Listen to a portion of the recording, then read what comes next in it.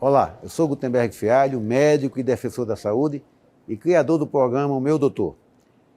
Nós vamos falar sobre saúde, inovação, criação, avanços tecnológicos na medicina, tanto na área pública quanto na área privada.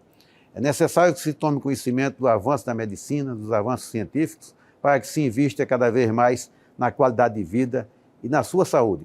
Estaremos todos os domingos, às 10h30 da manhã, discutindo esses assuntos importantes para a qualidade de vida da sociedade e da população. Estamos recebendo hoje nos nossos estúdios o deputado Eduardo Pedrosa, que também é empresário, presidente da Frente Parlamentar do Câncer e da Frente Parlamentar da Qualidade de Vida. Deputado, agradecer a sua presença, dispensando um pouco do seu tempo para tratar dessas questões que são importantes. E para iniciarmos a nossa conversa, eu gostaria que o senhor fizesse alguns comentários a respeito dessas duas frentes parlamentares que são tão importantes. Bom, em primeiro lugar, eu queria agradecer, doutor Gutenberg, pela recepção aqui no programa, agradecer a TV Brasília pelo carinho, pela atenção, agradecer a todos aqueles que estão nos acompanhando, cumprimentando a cada um de vocês e dizer que eu estou deputado distrital, me elegi para o meu segundo mandato e tenho tentado priorizar pautas voltadas para a área da saúde. Acredito que são pautas importantes para a nossa comunidade e que a gente precisa trabalhar com mais afinco para que a gente consiga garantir à população os melhores serviços possíveis que a população merece. Deputado, no ano passado a oncologia enfrentou um momento difícil aqui no Distrito Federal, com risco de desassistência aos pacientes, com poucos profissionais, dificuldade de insumos, de leitos, né? Como é que o senhor abordou esse tema? Quais foram as suas ações durante essa crise? Bom, doutor, a gente no começo levou para a Secretaria de Saúde um plano de ação com sugestões e ideias emergenciais para poder, naquele momento, a gente conseguir avançar. Alguns desses pontos foram acatados, foi feito na época um grande mutirão unindo até a iniciativa privada com diversos entes públicos para que a gente conseguisse superar essas dificuldades, aquela situação da HUB e tudo mais. E a gente tem trabalhado nesse sentido. Também tenho procurado sempre reunir as pessoas nessa frente parlamentar, o governo, a Câmara Legislativa, deputados, associações, membros da população que querem poder participar, para que a gente possa visitar em loco, locais onde as pessoas buscam atendimento, para ver essas dificuldades de perto. Nós não vamos fazer isso dentro do ar-condicionado no gabinete, nós temos que ir lá na unidade de saúde para ver o que está acontecendo. Conseguimos agora um acelerador linear para o hospital de base, fruto de uma visita que nós fizemos àquele local, onde a gente viu que tinha necessidade desse equipamento para que a gente tivesse aí as pessoas conseguindo fazer a radioterapia com mais velocidade, com maior efetividade, para que a gente consiga diminuir essa fila, garantindo o atendimento dessas pessoas. O diagnóstico é muito importante, então a gente tem que ter um foco nesse sentido para que a gente consiga ter os tratamentos com efetividade maior. Então esse diagnóstico rápido ele é fundamental. E também é muito importante a gente trabalhar aqui pensando em pessoas. Nós não vamos conseguir fazer a saúde pública do Distrito Federal mudar, melhorar, se não tivermos mão de obra, não tivermos recursos humanos. Você pode ter o prédio mais lindo do mundo, você pode ter insumos, mas se você não tiver lá profissionais para trabalhar, nós não vamos conseguir garantir o atendimento que a população espera. E é por isso que nós temos que trabalhar aí para que a gente consiga botar mais profissionais, mais médicos e a população conseguir ter acesso a um atendimento que é justo e lhes é devido. E é para isso que a gente entra na política, para ajudar a resolver esses problemas. A questão dos recursos humanos é o grande desafio nosso. Enquanto médico, enquanto presidente do Sindicato dos Médicos, a gente vem brigando, reivindicando contratação de mais profissionais. Porque não adianta você investir em equipamentos, exames complementares, se você não tem um profissional para atender, para conduzir e tal. E Brasília hoje é a capital da República que tem a maior concentração de médicos por habitantes do país.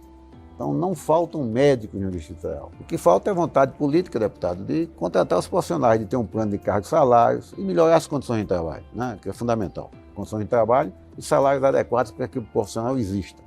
É importante ter essa sua ação, destinar emendas para se contratar, se comprar os exames complementares. Mas nós precisamos também da sua ajuda no sentido de melhorar as condições de trabalho, as condições salariais, para que esse médico que existe no mercado de Brasília vá para a ponta atender essa população que está aí sofrendo e com óbitos evitáveis. Doutor, concordo com você, acho que é extremamente importante, conta comigo nessa pauta. E assim como a gente vinha conversando antes aqui, né? Não faltam médicos no Distrito Federal, faltam médicos no serviço público, e para isso a gente precisa rever, né, conceitos, precisa rediscutir como que isso vai se dar, para a gente tornar o serviço público atraente para os profissionais também, para que eles trabalhem, né, para o governo, não só para a iniciativa privada. Perfeito, deputado. Nós sabemos que existem médicos no mercado, nós sabemos o que deve ser feito para que esses médicos entrem e voltem a trabalhar no serviço público. Porque o médico de Brasília quer trabalhar no serviço público, mas ele precisa de condições de trabalho, condições salariais. Portanto, falta vontade política. Eu sei o problema e sei a solução. Falta interesse político. Vamos juntos ver se a gente consegue avançar nisso. Precisamos furar essa bolha. E aí eu conto com sua ajuda. Conte com minha ajuda, estou à disposição. Vamos trabalhar para que a gente consiga juntos essa conquista, e só através da união de várias pessoas a gente vai conseguir fazer com que o governo faça, de fato, um programa. Dê um passo à frente nesse assunto. Né? Deputado, você e a vice-governadora são os padrinhos do Centro de Referência em Doenças Raras, que será construído em Brasília. Qual a sua expectativa em relação aos serviços que serão ofertados? Bom, doutor, a gente constatou, né, através de alguns diálogos que a gente fez, a necessidade de abraçar essa causa. Então, a doença rara, você tem uma pequena parcela da população que tem ali aquela doença, que muitas das vezes dentro da rede de saúde ela vai se perdendo, tem uma dificuldade enorme de ter um atendimento específico. Quando você passa a ter um centro para isso, a gente começa a discutir o quê? Nós teremos uma unidade onde todas essas doenças raras vão ter um suporte adequado. E são muitas doenças raras, então não é raro ser raro, né? Então é importante que a gente tenha essa atenção e a gente consiga aí dar esse suporte necessário para essas pessoas. A construção do centro de referência passou por um processo de quase 2 anos, no qual nós trabalhamos o projeto, depois trabalhamos projetos complementares com a Nova Cap, conseguimos esse projeto complementar com a Nova Cap, conseguimos a aprovação da Secretaria de Saúde, as aprovações necessárias, agora conseguimos os recursos e o terreno, que será atrás do hospital de apoio. Agora, no começo de março, a gente deve ter uma licitação para contratação da obra para construir esse centro de referência de doenças raras do DF. Mas trazendo sempre à tona também aquele assunto que a gente estava aqui citando agora, é importante nós termos profissionais, estrutura adequada para esse suporte especializado para as pessoas com doenças raras no Distrito Federal. Mais uma vez, a questão do recurso humano, notadamente médicos. São profissionais extremamente especializados para atender essa parcela de pacientes. Se não tiver melhorias salariais e condições de trabalho, você vai ter o centro de referência, mas não vai ter o profissional e vai cair na situação hoje da assistência à saúde da população. Como presidente da Frente Parlamentar das Pessoas Transplantadas, deputado, qual foi a sua atuação diante da intervenção do Instituto de Cardiologia e Transplante do DF para dar continuidade a esse serviço? Bom, em primeiro lugar, nosso interesse, a nossa intenção nesse processo é uma só: é garantir com que a população consiga continuar tendo acesso a esse atendimento. O que a gente ficou com receio naquele momento era a descontinuidade do serviço prestado. Era das pessoas que estão ali buscando atendimento, que estão fazendo os transplantes, não conseguirem ter acesso a esses transplantes. A gente conversou com a Secretaria de Saúde interviu, entendeu que era o melhor naquele momento. E agora a gente tem que trabalhar, estamos trabalhando em conjunto, debatendo com o governo e tentando participar desse processo para vermos como que vai ficar isso, mas garantindo a população que consiga continuar tendo aí serviços prestados. E foi o autor de uma lei aqui, que foi que garantiu a primeira política distrital em prol da conscientização, doação de órgãos e transplantes no Distrito Federal. Uma das primeiras leis no Brasil nesse sentido, porque a gente tem uma jornada, a gente sabe o quanto é importante a gente dar atenção a esse tema, um tema que é muito pouco falado. Nós temos muitas pessoas transplantadas no DF, nós tínhamos o ICTDF que tinha um serviço de excelência com grandes profissionais e que nós temos que garantir que continue aí ajudando a nossa população. A criação do Instituto do Coração, a ICO, foi importante, mas as crises vêm se repetindo. Nós temos agora a mantenedora em recuperação judicial. E eu tive conversando informalmente com alguns dos colegas que estão fazendo parte da intervenção. A situação financeira é difícil, porque o recurso não fica em Brasília, vai para o Rio Grande do Sul. E, deputado, aqui é uma denúncia que a gente faz até no ar. Nos foi colocado, numa conversa que nós tivemos, que tinham assessores do presidente que ganhavam para ficar em casa. Isso tem que ser investigado. Isso tem que ser Então investigado. a gente precisa, inclusive, fazer uma denúncia formal, porque os recursos são escassos. Né? Nós tivemos várias reuniões no Sindicato dos Médicos, os colegas querendo paralisar porque não recebiam salários. Os atendimentos feitos através da medicina suplementar também. A mantenedora recebe, não repassa, e ainda tinha cabide de emprego. A gente está tratando de transplante, de pacientes que precisam fazer cirurgias cardíacas, colocar estente, e uma série de outros procedimentos que salvam vidas se não for realizado no momento exato. No entanto, a gente tem denúncia de desvio de recursos. É um problema grave também que a gente precisa se debruçar sobre isso, né, Com certeza, eu acredito que a decisão da Secretaria, nesse caso, foi uma decisão acertada da intervenção, pensando no bem público. E é muito importante, doutor, que a gente tenha essas informações para poder investigar aquilo que está acontecendo. E também que a gente não coloque no mesmo bolo todos os profissionais, até porque tem profissionais extremamente especializados, exemplares. A gente tinha o DF como referência em diversos transplantes aqui no Distrito Federal e no Brasil, e que a gente consiga dar a condição para as pessoas trabalharem, a nossa população ter acesso a esse atendimento que tanto precisa e espera. O corpo clínico é fantástico, a qualificação é excepcional. Muita gente que veio de São Paulo para Brasília se fixou aqui e tal. Nós não podemos perder esse capital humano, com esse conhecimento científico, porque senão você não consegue avançar com o serviço, retomar o serviço. Mas a gente também não pode perder de vista que tem que investigar essas questões financeiras, porque são graves. Porque senão passa-se o pano, daqui a pouco nós caímos em outro escândalo. Né? Com certeza. Acredito que a intervenção foi uma decisão acertada nesse sentido, porque a gente consiga dar um basta e começar a fazer uma gestão diferente. Verdade. Sabemos que há muita falta de informações sobre o transtorno do espectro autista, né? Conte-me um pouco sobre a lei Cuidando de Quem Cuida, como está sendo implementada. Bom, em primeiro lugar, a gente pensou em falar sobre esse assunto, que pouco era falado na política até então. A gente estabeleceu como uma pauta do nosso mandato discutirmos com a população, com as associações, os principais assuntos de interesse e dificuldades que essa comunidade enfrentava. Dentre elas, a gente encontrou um número que nos chamou muita atenção. 78% das mães que têm filhos com uma doença degenerativa ou com autismo de grau severo, até o 5º ano, eram abandonadas pelo seu companheiro e acabavam tendo que cuidar dos seus filhos de forma sozinha. E a gente, ao constatar isso, viu essa necessidade do Estado ter um programa de suporte e atendimento a essas mães.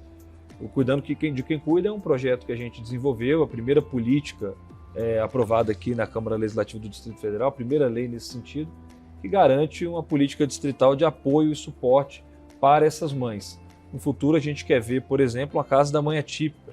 É um local onde essas mães podem ir, podem ter acesso às atividades multidisciplinares, podem ter condição de gerar renda adicional, podem ter um suporte adequado do Estado do ponto de vista psicológico. A gente viu recentemente um caso que chamou a atenção do Brasil e chocou o Distrito Federal, que foi de uma mãe que tirou a própria vida, tirou a vida do filho, tirou a própria vida, um filho com autismo. Então, muitas dessas mães estão sendo submetidas a um grau de estresse tão elevado que isso está passando de qualquer barreira que a gente poderia entender como aceitável. Então, a gente precisa dar essa atenção e cuidar das pessoas, principalmente da perspectiva da saúde mental. Estamos chegando ao final do nosso encontro. Deputado, mais uma vez, obrigado pela sua presença e até um próximo encontro. Doutor, muito obrigado, parabéns pelo seu trabalho, agradeço mais uma vez a TV Brasília, a todos os ouvintes, acompanhantes aqui desse programa aqui no dia de hoje. De coração, fiquei lisonjeado de estar aqui hoje, espero que a gente consiga mais vezes estar debatendo saúde pública, que a gente consiga avançar e garantir para a população esse melhor atendimento, unindo forças com quem conhece. Obrigado. E vamos agora conversar com o engenheiro e empresário Robério Melo, presidente do Instituto Brasileiro de Transplantes e Órgãos. Um assunto de fundamental importância e que nós precisamos conscientizar as pessoas da responsabilidade, da importância e do bem que a doação de órgãos faz, trazendo vida a quem está ameaçado de perdê-la e deixando um legado de quem perdeu a sua. Isso é fundamental. Vamos agora chamar o nosso entrevistado, o amigo, empresário e presidente do ITCD, Robério Melo. Robério, obrigado por estar aqui, ser disponibilizado a vir aqui conversar com a gente sobre transplante. É uma coisa importantíssima que a população precisa entender como é que ocorre, como esse paciente precisa ser lidado E é bom que você nos dê essas informações para que quem nos assiste entenda as dificuldades do transplantado, né? Você coordena 2 frentes parlamentares na Câmara Legislativa, na Câmara Legislativa e na Câmara Federal, dedicada à doação de órgãos e tecidos. Sim. Fale alguma coisa sobre esse trabalho aqui com a gente. Doutor, obrigado pelo convite. E há 7 anos atrás, quando eu recebi o meu transplante, eu percebi claramente que eu precisava ajudar outras pessoas, né? E nesse período nós criamos o IBTX, que é o Instituto Brasileiro de Transplantados, que é para dar o suporte a essas pessoas que são pré e pós-transplantados. Quando eu recebi esse diagnóstico, eu fiquei perdido, não sabia quem procurar e não sabia o que fazer. E diante dessa situação, hoje o Instituto dá todo esse suporte à pessoa pré e pós-transplantada, né? 5 anos eu venho trabalhando isso e visitando os parlamentares na Câmara Legislativa para criar essa frente. Nós conseguimos criar a primeira frente parlamentar aqui na Câmara Legislativa do Distrito Federal com o deputado Eduardo Pedrosa. Eduardo Pedrosa foi um cara que apoiou muito a gente. E depois nós replicamos essa frente na Câmara Federal com o deputado Marcelo, do Rio de Janeiro, que é transplantado renal. Roberto, me conta aí, como é que você descobriu que precisava de fazer um transplante de fígado? Qual era a patologia? E quais os desafios que você enfrentou? Então, 7 anos atrás, eu fui fazer uma endoscopia, porque eu estava com uma gastrite, e o médico pediu para eu procurar um hepatologista, porque os meus exames deram alterados. Eu procurei a patologista, ela pediu uns exames, e ela chegou à conclusão que eu estava com cirrose hepática e não tinha mais o que fazer. O recurso era um transplante. Porque hoje o paciente ele passa por todos esses problemas e o prêmio do tratamento desses pacientes é o transplante, né? É o ouro, né? O padrão. O padrão ouro que dá uma qualidade de vida melhor para o paciente. Mas me diga uma coisa, a causa dessa cirrose? Então, foi medicamentosa, alcoólica, infecciosa, ou não tem uma causa, não conseguiu definir a causa específica? Não, ela definiu, nós conseguimos definir. Eu tenho hemocromatose, meu organismo produz muito ferro. Muito ferro, né? E o ferro acabou danificando o fígado. Perfeito. Então foi uma causa endógena, né? Sim. Perfeito. Bem, Roberto, o ano passado foi lançada a Frente Parlamentar em Defesa das Pessoas Pré- e Pós-Transplantadas e de Conscientização de Doação de Órgãos e Tecido na Câmara Legislativa do Distrito Federal. Qual eram os maiores desafios até aquele momento para a criação da Frente Parlamentar nesses termos? Bom, o transplante, na realidade, o paciente transplantado ele é invisível, era invisível, né? A gente não tem direito, não tem nada. Então, assim, nós criamos essa frente justamente para isso, para discutir, principalmente a doação de órgãos, que hoje a fila no Brasil é muito grande por desconhecimento das pessoas, né? A família, principalmente a família. Para você ter uma ideia, a morte encefálica ela acontece na UTI. 5% das mortes de UTI são mortes encefálicas. Esses 5% existem alguns complicadores. São as neoplasias, doenças transmissíveis, e o maior gargalo hoje é a família, que diz não para a doação de órgãos, porque a família confunde morte encefálica com coma. O coma é reversível, mas a morte encefálica não. Perfeito. Né? Então, quando a família entende o que é isso, ela é muito solícita e doa os órgãos, né? Então, essa é uma das discussões da Frente Parlamentar, que é para conscientizar essa população sobre a doação de órgãos. Então, essas seriam as maiores dificuldades, a conscientização, a diferenciação de coma, de morte encefálica, e convencer a população de ter esse desprendimento. Eu lembro que, alguns anos atrás, nós tínhamos campanhas públicas sobre isso. E nós não vemos mais o governo com campanhas periódicas ou até permanentes para doação de órgãos. Tinha até a carteirinha, né? Você acidentava e tal, e a óbito estava lá no verso, sou doador de órgãos e tal. Como é que está essa questão hoje? Hoje está em voga, está voltando ao Congresso, a doação presumida. Mas para nós entendemos que não é uma boa agora, nesse momento, nesse primeiro momento.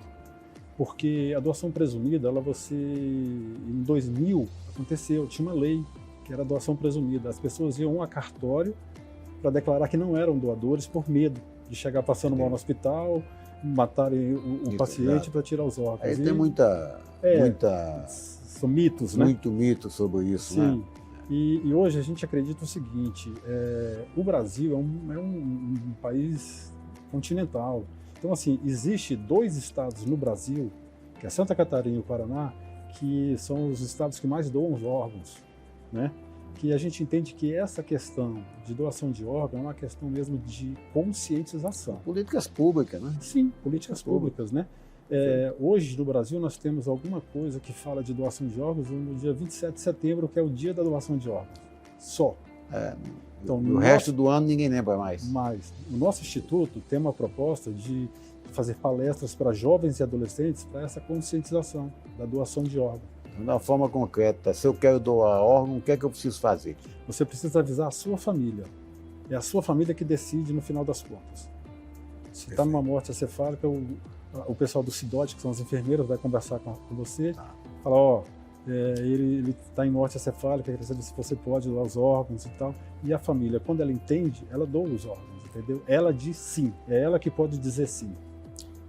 Esse ano tem algum planejamento de campanhas, algumas ações que o Instituto está planejando? Tem, nós temos aí 4 ações, grandes ações, né? A primeira é um fórum agora em abril, a gente está querendo fazer um fórum para discutir a doação de órgãos e trazer alguns transplantados de outros estados para ver as dificuldades que esses transplantados passam em outros estados. Existem 11 estados na federação que não fazem transplantes. Essas pessoas que moram nesses estados têm que sair para outros grandes centros para fazer o transplante, né? Essa é uma das dificuldades. E junho, que é o dia 6 de junho, é o dia mundial do transplantado. Nós queremos fazer uma corrida da Lua, que é para conscientizar as pessoas, né? E no dia 26, do dia 26 ao dia 29 de setembro, nós vamos fazer os Jogos para os Transplantados aqui em Brasília. Corrida, atletismo, natação e tênis de mesa. E a central de transplante do DF, como é que está? Bom, nós temos muito contato hoje com a central de transplante. Depois que a Gabriele assumiu a central, deu uma melhorada muito grande, assim, ela é muito acessível. A rapidez, a disponibilidade, sim. Porque tem um tempo certo para receber o órgão, então, senão termina fazendo toda aquela movimentação, né? Todo aquele trabalho e termina sendo em vão e desperdiçando recurso e esperança, né? Sim, tem a isquemia, né, dos órgãos, né, que é esse tempo de vida. E hoje nós não temos problema com transportes, com tudo isso, porque o Detran ajuda, a Polícia Militar ajuda. Eu estou vendo que você está na camisa com símbolo, né? Sim. É o símbolo... Esse é o símbolo de doação de órgãos. Doação de órgãos. Mas não tem o símbolo do transplantado, hein? Nós comentamos aqui no intervalo alguma coisa a respeito disso, a dificuldade de quando você, enquanto transplantado, está com alguma doença, tem algum mal-estar, chega no ponto-socorro, tem um médico ali que ele nunca manipulou um transplantado, né? Até porque não é tão frequente e a gente, no exercício da medicina, tem pouco contato com os transplantados, a não ser o especialista. Então, teria que ter uma coisa que o identificasse, até para não ter condutas médicas que, em vez de beneficiar o paciente, prejudicar. Já pensou na ideia de ter um símbolo do transplantado? Sim, nós do IBTX nós estamos criando uma carteirinha para o transplantado com algumas informações importantes, né? O que ele não pode tomar, o que ele pode tomar, quais os remédios que ele pode usar numa emergência. Essa informação é fundamental, até porque na correria do dia a dia do pronto-socorro, o médico está tão sobrecarregado aqui nos hospitais públicos, até nos privados, que termina nem abordando essa questão. Sim. Até porque ela não é corriqueira. Sim. Então o paciente ele tem que já se adiantar, já informar, num símbolozinho, bater o olho, velho, não, esse paciente aqui é diferenciado e tal. É interessante. Bem, estamos chegando ao final do nosso programa. Queríamos agradecer a sua presença aqui, mas antes de encerrar, eu gostaria que você deixasse uma mensagem para a população da importância de conscientizar a família da questão da doação, do quanto isso enobrece, não só a família, né, como a sociedade como um todo. É um legado que, infelizmente, você se foi, mas deixou um legado, né? E aí fica aí aberto aí para você deixar aí um depoimento, deixar aí uma mensagem. A minha mensagem é que eu renasci dentro da minha própria vida. Eu estava praticamente morto e o sim de uma família fez a minha vida renascer. Seja um doador, converse com a sua família. Só a sua família poderá dizer o sim para a doação de órgãos. Doe órgãos, salve vidas. Roberto, mais uma vez, obrigado por ter participado do nosso programa e até uma próxima oportunidade, porque esse assunto é importante e nós precisamos voltar a ele novamente, até porque esse ano você tem uma programação que precisa ser reavaliada e precisamos voltar a discutir esse assunto aqui. Obrigado a vocês que nos assistem e até o nosso próximo programa, no próximo domingo, às 10h30.